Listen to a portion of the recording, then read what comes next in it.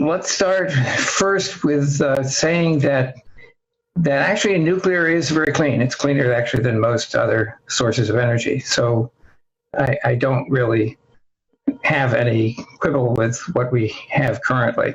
But as we'll see as I go through this, there are improvements that can be made. And in fact, as the World Bank has mentioned in the past year, the only choice we really have for meeting our climate needs is nuclear. And I'll explain why. This is the interesting thing is that 2.2 billion years ago, Mother Nature had her own nuclear reactors in the mountains of Oklo, Gabon. So you can always Google OKLO, Gabon reactors, and you'll get the story, which is a very fascinating story because it depends upon photosynthesis. The only way in which we have uranium today is rocks, mineral content. And the way uranium was freed to be able to be used in the way in which we use it was because of photosynthesis releasing oxygen into the air, and the oxygen corroded the rock metals that were common when the Earth was formed, because there was no oxygen in the air originally.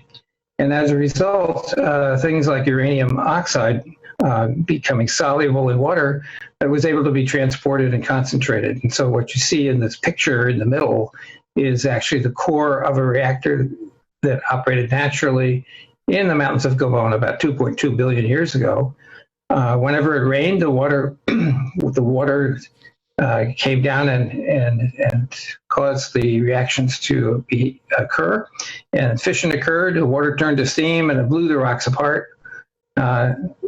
Everything cooled off, it rained again, cycle would repeat. So this is where nuclear power that we use today actually started naturally in 2.2 billion years ago. Then in 1926, a woman, Lisa Meitner, discovered fission of nuclear materials by analyzing very carefully the chemical contents of uranium ore in Germany.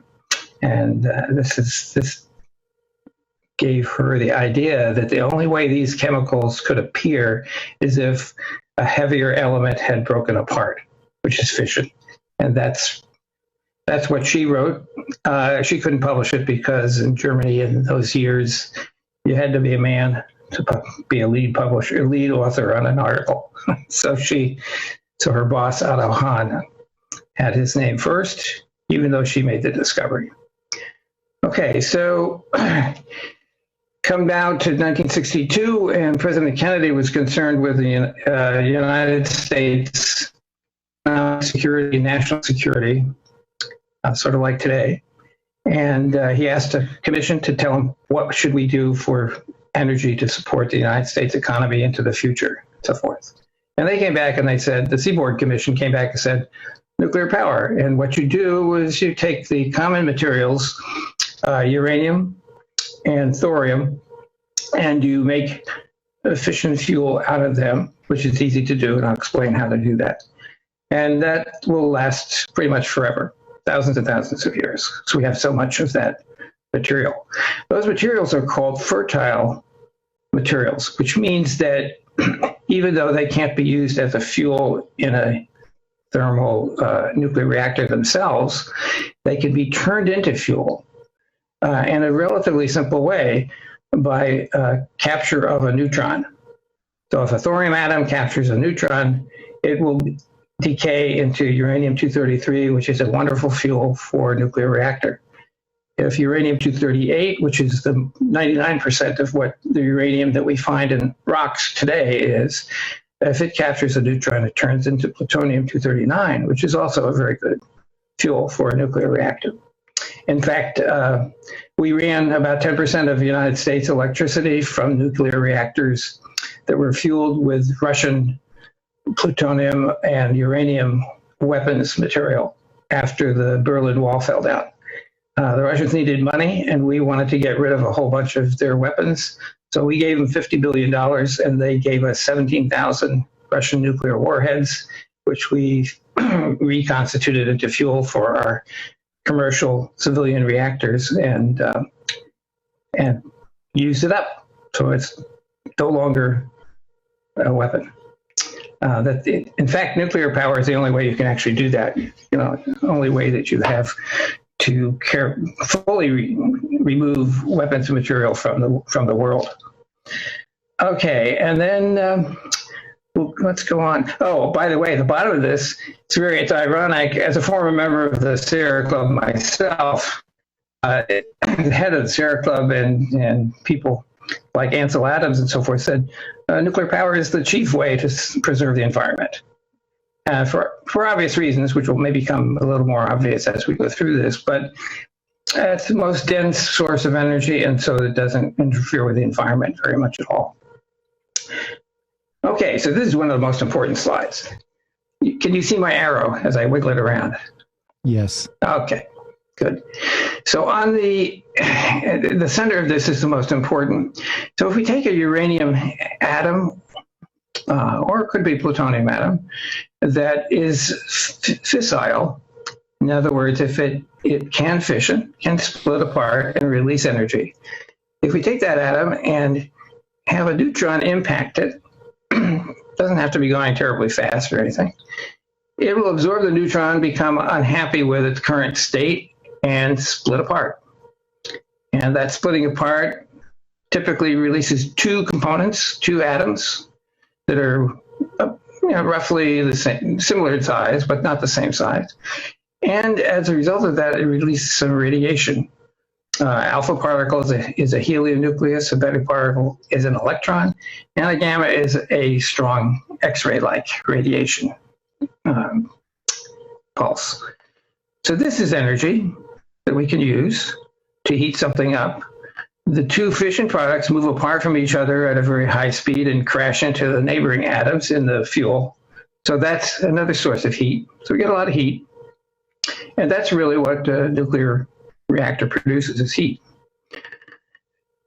This would be fine if we had an infinite number of these atoms that we could split. We wouldn't worry about it. But as Kennedy was told, we need to actually use the atoms that will not split so easily and convert them into ones that will split. So we need to take the fertile atoms, hit them with a neutron, get something that if we hit that with a neutron, it'll split. That's called breeding. So you breed fuel by taking a fertile atom that won't split, give it a neutron, it now becomes a fissile atom that will split. Another neutron, it's two neutrons so far, and now we can split that and release the energy. Well, wonderful Mother Nature, we get some neutrons out of the splitting, which means that we can take those neutrons and put them back up here and keep the reaction going, whether or not we have a fertile or a fissile atom to start with.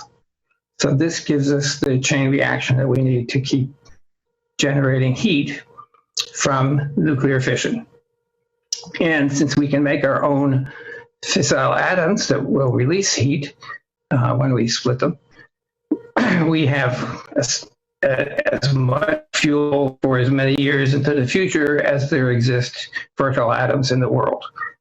Every rocky body in the solar system contains uranium, thorium, so we have plenty of fertile atoms in the universe to use to make the heat from which we can derive power. So as we'll see, this heat is essentially used to make steam or heat another gas that we could use to run a device to generate energy, electricity, or other mechanical energy. Actually, if you have a question about this, you could ask it any time because we have enough time, I think, to go through that. But this is the key thing. You have to understand that we split the atom, we get these fission products, we get neutrons, we can keep the reaction going. We have fertile or fissile atoms here, it doesn't matter. We can keep doing this forever. As long as something remains that's fertile, we can keep doing this forever. Now, the reason we use nuclear power from the beginning, from Einstein's conversation with President Roosevelt, is that the amount of energy released, heat in the basic case, is 3 billion watt hours per pound. Now, that doesn't sound like it's hard to comprehend. A billion watt hours is a billion watts runs a million homes.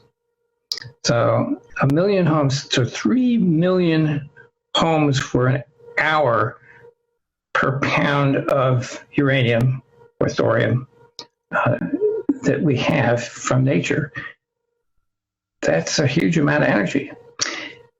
Contrast that with combustion, where we burn some sort of fuel like oil or coal. It's 1 million times more dense. Actually, more than 1 million times dense, because the people who sell us the oil and coal don't sell us also the oxygen that we need to burn it. And that's an interesting thing, that the energy companies that sell us fuel that need to burn, they don't have any need to pay for the oxygen that we have to have. Otherwise, the fuel is useless. The other thing that's interesting is that fusion, should we ever have it, and I'll discuss a little bit about that, fusion is only 100 times more energy dense than fission. So it's not like we have to worry so much about working hard to get fusion running. We have plenty of the fissile and fertile atoms in the uranium family to be able to run for thousands of years the way we are now. But of course, we couldn't do it with fuels that we have to burn and obviously supply oxygen to. Okay. Here's what looks kind of scary, but there's nothing really much to it.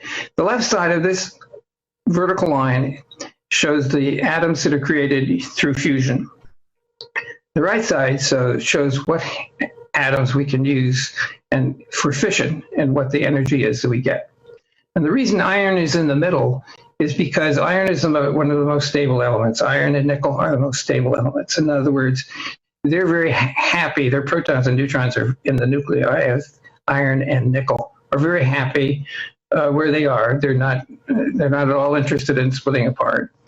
The other thing is that they're not all interested in being fused with other atoms. So the reason stars die, like our sun, die is because here's the energy they keep getting as they fuse things. Here's hydrogen, helium, beryllium, and so forth.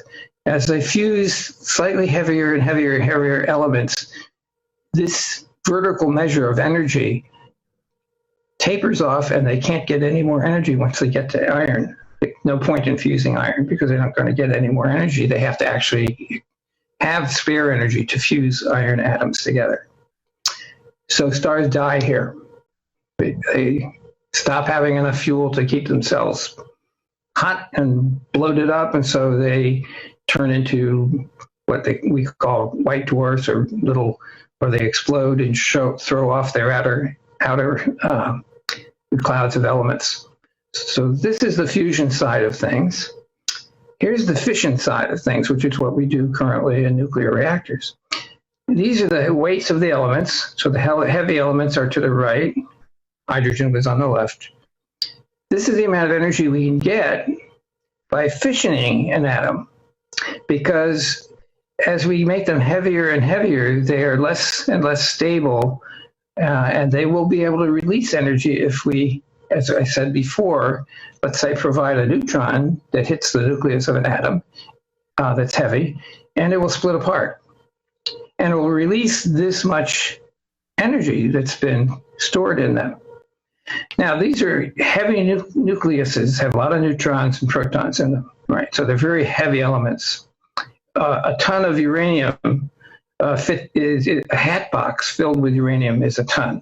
So you could take this hat box and have a forklift, put it in the passenger seat of your car, and then the car would probably be crushed, right?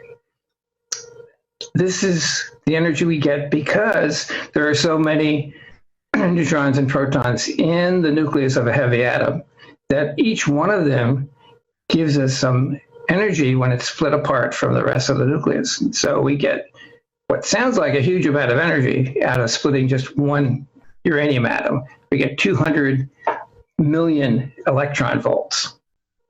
Well, it sounds impressive, but it's actually something you might not even notice if it happened in a cell in your body, for instance. An electron volt is an extremely small amount of energy.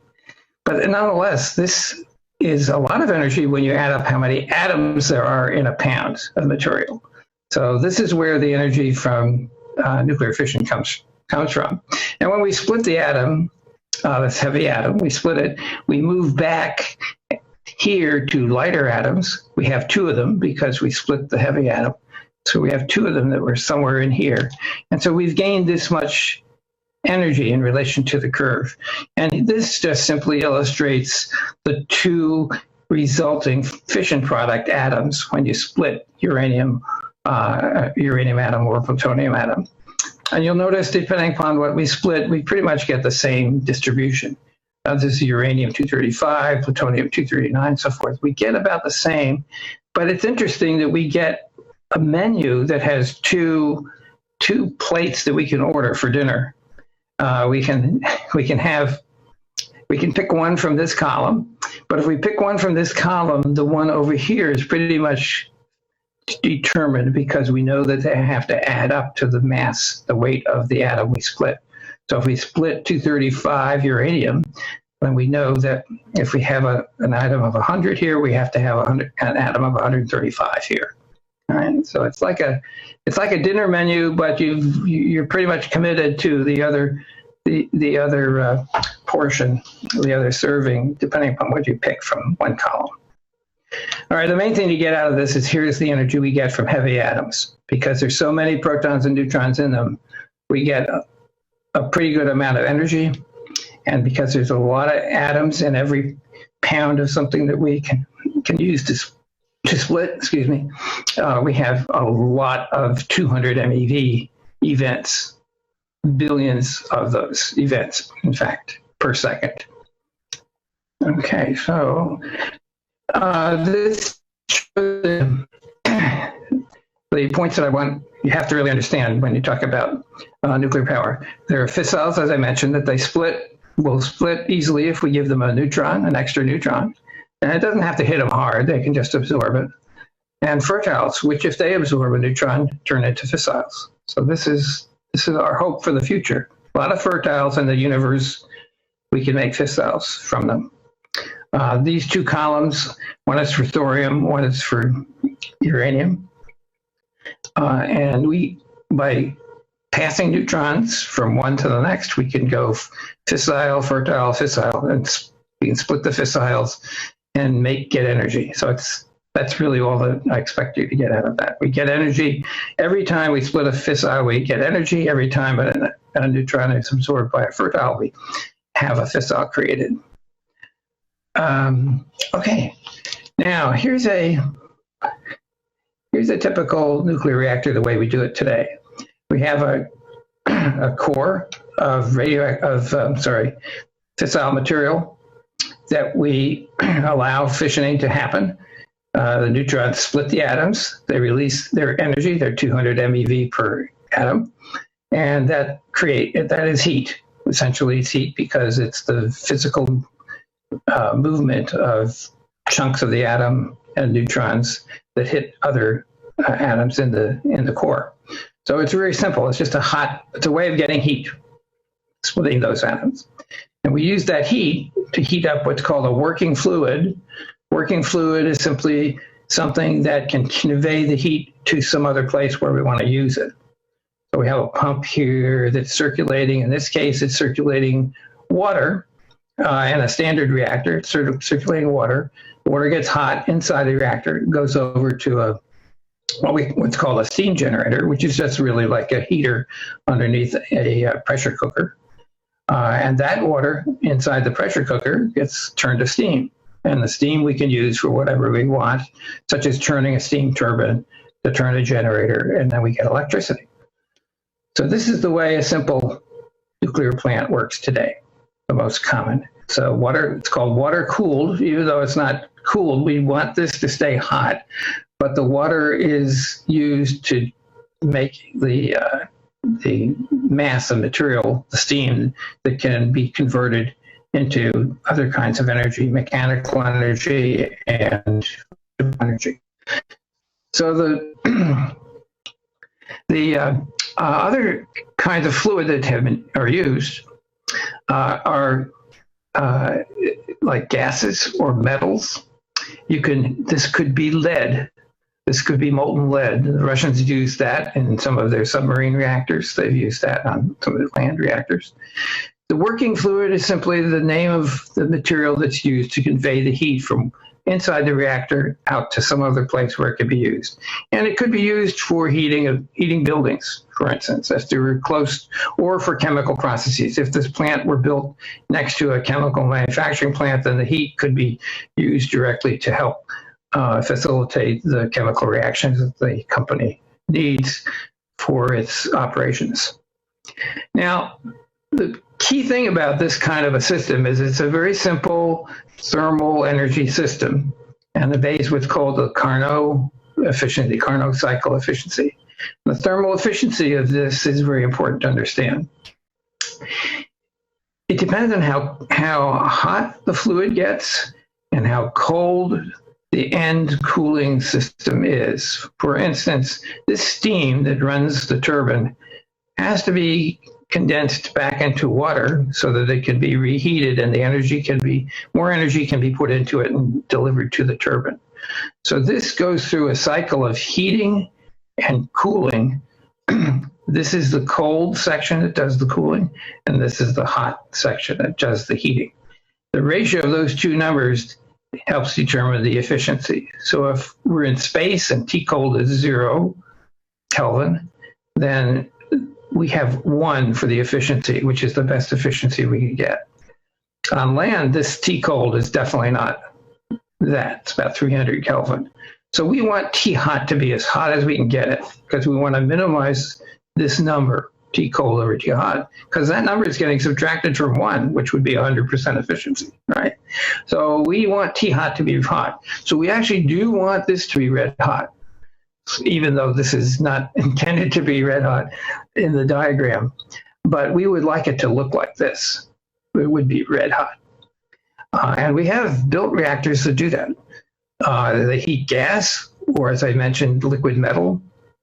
That could be at 500 or 900 degrees centigrade. That's what we would like to have, because that makes our efficiency as high as we can get. And that's very important, because the efficiency determines how much fuel you need to consume, how much fissioning we need to do in here to get how much energy we get out of here. All right. So that's something I just try to remember, that 1 minus T cold over T hot tells you how efficiently your plant is working. So we want to get the fluid that we use to convey the heat from the reactor to the rest of the system. We want this as high as possible temperature-wise. Water is no good for that. So that's why current reactors, they don't run red hot. They're, maybe 300 degrees centigrade, something like that, 340. Water splits apart when you heat it too much. So that's bad, because H2O is H and O, and O is corrosive, so the free oxygen would be corroding the pipes and system inside here. And hydrogen can be explosive if exposed to oxygen with a spark or something. So we don't really want free hydrogen either in here. So we stay with water currently. We stay with a lower T hot and lose thermal efficiency currently with the type of systems that we use today. We want to have more advanced systems that run hotter, and that's one of the key things of modern nuclear reactors, or systems that are trying to generate energy. Okay, so the question is, do we have enough fissile and fertile atoms to last us for thousands of years? And the answer is yes. I'm not going to go through this, but basically, because uranium oxide is slightly soluble in water, and everything runs into the oceans from the land, over the last billions of years, the oceans have a lot of uranium in them.